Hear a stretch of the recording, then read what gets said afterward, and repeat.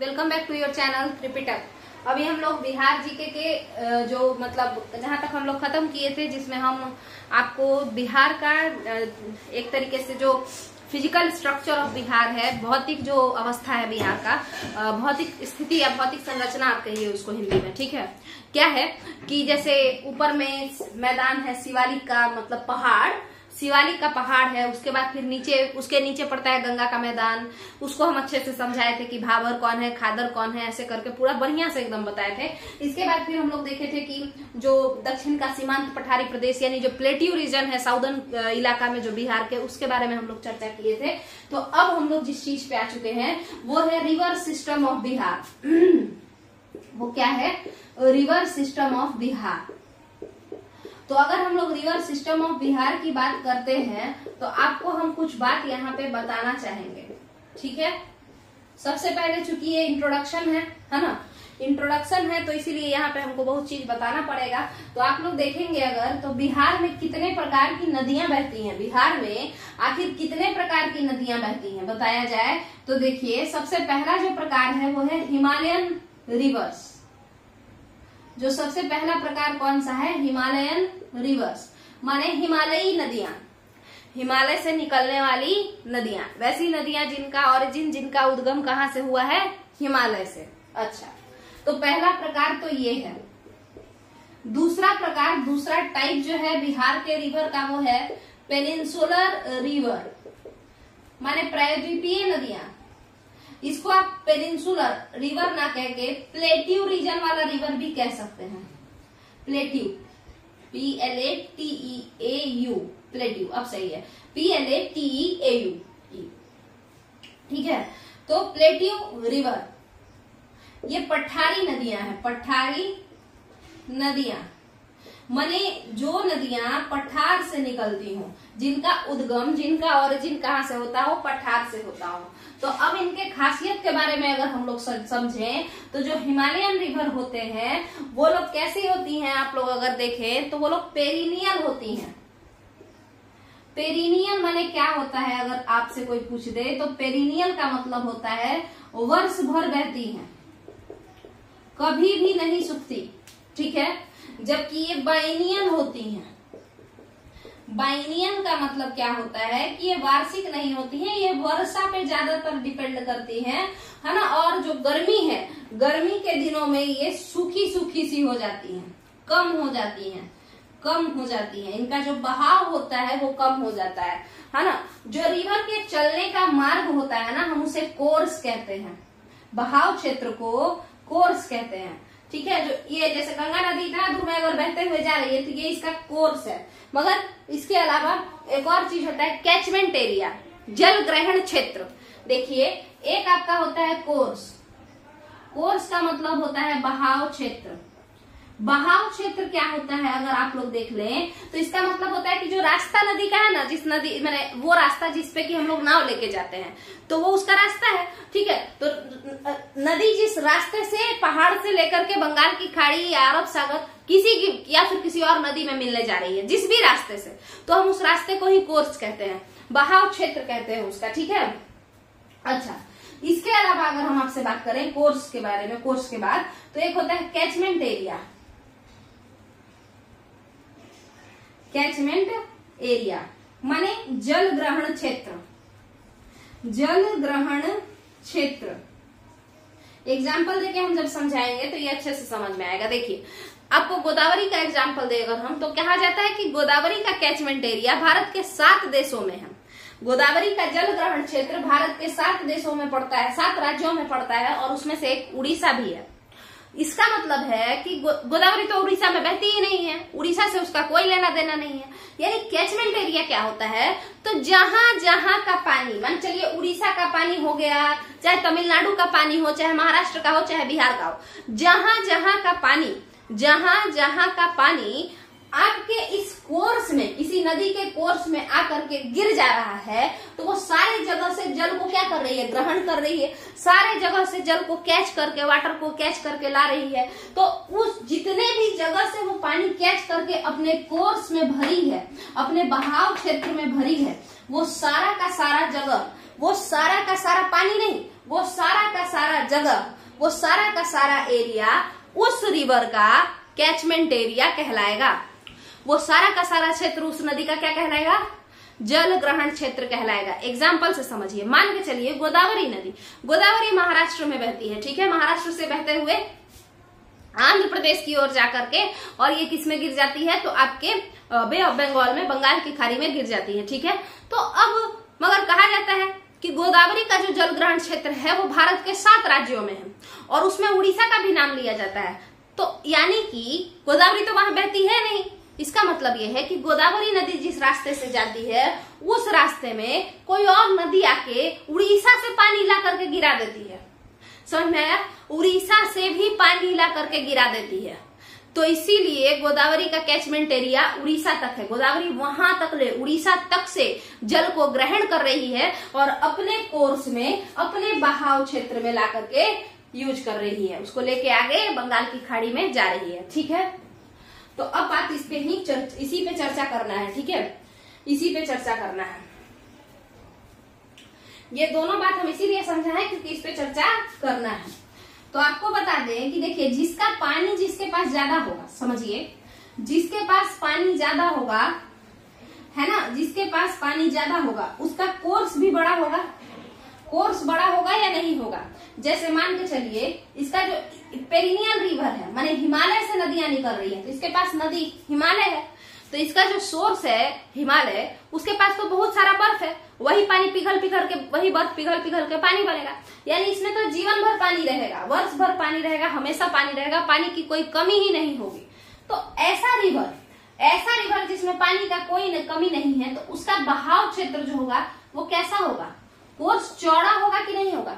ये मतलब उसका कोर्स का जो विड्थ होगा, जो चौड़ाई होगा वो ज्यादा होगा, है ना। तो कोर्स जो इसका होता है ये चौड़ा होता है। किससे कंपेयर कर रहे हैं हम? कंपेयर कर रहे हैं कि अगर कोई प्लेट्यू वाला रिवर होगा, पठारी क्षेत्र से निकला हुआ नदी होगा, तो उसका कोर्स इतना चौड़ा होगा कि नहीं होगा? तो कोर्स इसका इसके जितना चौड़ा नहीं होता है। इसका जो कोर्स होता है, बहाव क्षेत्र, जो रास्ता जिससे ये बहती है, वो इसके जितना चौड़ा नहीं होता है। तो चौड़ाई में कमी होगा, चौड़ाई में कमी होगा। अच्छा, अगर हम अमाउंट ऑफ वाटर की बात करें, तो अमाउंट ऑफ वाटर की अगर हम बात करें, माने कितना जल ये इसके पास है, तो इसके पास जल ज्यादा रहेगा, ठीक है, और जबकि इसके पास जो अमाउंट ऑफ वाटर है वो कम रहेगा, ठीक है। ये सब जो चीज है आप लोग को देखिए, अगर दिमाग लगाएंगे हम लोग, तो हम लोग जब दिमाग लगाते हैं तो ये सब चीज, बहुत सारा चीज सोचने में आता है, ठीक है। तो सोचने में बहुत सारा चीज अगर आता है तो इसका यूज हम लोग किसमें कर सकते हैं? तो बीपीएससी मेंस में कर सकते हैं। मेंस में क्वेश्चन आता है तो उसमें हम लोग अगर रिवर सिस्टम गलती से पूछ दिया तो उसमें बड़े अच्छे से इसका यूज कर सकते हैं, ठीक है। इसके अलावा और सुन लीजिए, कोर्स के बाद और क्या होगा? तो इसका जो कैचमेंट एरिया होगा, इसमें कई सारी सहायक नदियां आकर के जुड़ेंगी, क्योंकि ये बड़ा सा नदी है, तो इसीलिए इसका कैचमेंट एरिया भी बढ़ जाएगा।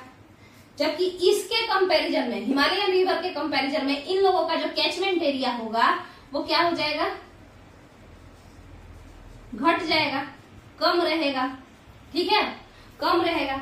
इसकी उपनदी मतलब ट्रिब्यूटरी, जिसकी शाखाएं कई सारी होंगी, हिमालयन रिवर की शाखाएं बहुत सारी होंगी, है ना, क्योंकि वहां से कई सारी नदियां निकलेंगी ना, हिमालय से कई सारी नदियां निकलेंगी, है ना। जबकि आपके पेनिनसुलर रिवर की शाखाएं जो है वो कम रहेंगी, ट्रिब्यूटरी कम रहेंगी, ठीक है। तो यही सारा चीज जो है पेनिनसुलर रिवर में और हिमालयन रिवर में अंतर होता है, ठीक है। यही सारा चीज हिमालयन रिवर और पेनिनसुलर रिवर में अंतर होता है। सॉरी। तो यहां तक का अगर आपका क्लियर है, तो इस जो रिवर आपके बिहार में, इंडिया के साथ साथ आपके बिहार में भी 2 तरीके की ही नदियां, इंडिया में भी 2 तरह से आता है, एक तो हिमालय से और दूसरा जो है वो पठारी क्षेत्र से, ठीक है। मगर बिहार में भी इसी तरीके से 2 साइड से नदियां आती हैं। तो आज इस नदी के बारे में हम लोग बात करने जा रहे हैं, वो बिहार की सबसे लंबी नदी गंगा नदी के बारे में बात करने जा रहे हैं। तो अगर हम गंगा की बात करें, तो आपको समझाने के लिए हमको थोड़ा सा तो समय चाहिए होगा, है ना। तो हम लोग अब गंगा नदी पे देखते हैं। देखिए वैसे अगर हम गंगा की बात करें कि वैसे पूरा का पूरा अगर आप कहें कि गंगा जी के बारे में बता दीजिए तो फिर वो मेन ज्योग्राफी का पोर्शन है। ठीक है, जैसे सबसे पहले शुरू करते हैं। सबसे पहला बात, क्या गंगा नाम की नदी कहीं से निकलती है क्या? नहीं निकलती है। क्या गंगा नाम की नदी कहीं से निकलती है क्या? नहीं निकलती है। ठीक है, गंगा दो नदियों का संगम को कहा जाता है। गंगा नाम की कोई नदी ओरिजिनेट ही नहीं होती है, गंगा दो नदियों के संगम को कहते हैं। और वो कौन है? तो भाग अलका। मान चलिए कोई लड़की है अलका और उसके साथ क्या ये ट्रिक है भाग अलका, तो भागीरथी और अलकनंदा, भागीरथी और अलकनंदा ये दो लोग हैं। ठीक है, तो भाग अलका, जब ये भागीरथी और अलकनंदा नदी दोनों आपस में मिल जाती है तो फिर ये क्या कहलाती है? तब फिर ये क्या कहलाती है? तभी जाकर के ये देवप्रयाग के पास, देवप्रयाग कहाँ है? देवप्रयाग उत्तराखंड में पड़ता है। देवप्रयाग के पास तेरी के लिटरेचर में गड़बड़ होने की वजह से तो मेरा लाइफ अजीब मतलब एकदम हो गया है। देवप्रयाग, ना तो मेरा राइटिंग अच्छा है, डांट भी सुन जाते हैं हम अपने स्कूल में भी राइटिंग को लेकर के, रिजल्ट वगैरह में कभी कुछ कांड हो जाता है। और उसके अलावा बाकी तो क्या ही कहें, छोड़िए। देखिए यहाँ पे भागीरथी और अलकनंदा, ठीक है, देवप्रयाग नाम का एक जगह है, उत्तराखंड में पड़ता है। ठीक है, उत्तराखंड में पड़ता है। यहीं पे भागीरथी और अलकनंदा नदी दोनों आपस में जुड़ जाती है और उस जैसे ही ये जुड़ती है तो वैसे ही इस संगम को हम गंगा कहते हैं। इस मिलन को, इस संगम को हम क्या कहते हैं? संगम माने होता है वेयर टू रिवर मीट्स, उसी जगह को हम लोग संगम कहते हैं। ठीक है, तो गंगा कहते हैं इसी संगम को, भागीरथी और अलकनंदा के संगम को। तो अब आपके मन में आ रहा होगा कि आखिर अलकनंदा रिवर कहाँ से निकलती है? तो एक ग्लेशियर है, उसका नाम है सतोपंथ, सतोपंथ ग्लेशियर। और ये कहाँ पे है अगर आप हमसे पूछें तो वो बद्रीनाथ में है। ठीक है, बद्रीनाथ। सतोपंथ ग्लेशियर कहाँ है? बद्रीनाथ में है। सतोपंथ ग्लेशियर कहाँ है? बद्रीनाथ में। वहां से कौन सी नदी निकलती है? अलकनंदा नदी। वहां से कौन सी नदी निकलती है? अलकनंदा नदी। यहां तक का अगर क्लियर है तो फिर हम लोग आगे बात करेंगे। ठीक है, अब इसके बाद अगर हम लोग और बात करें तो ये भागीरथी नदी कहाँ से निकलती है?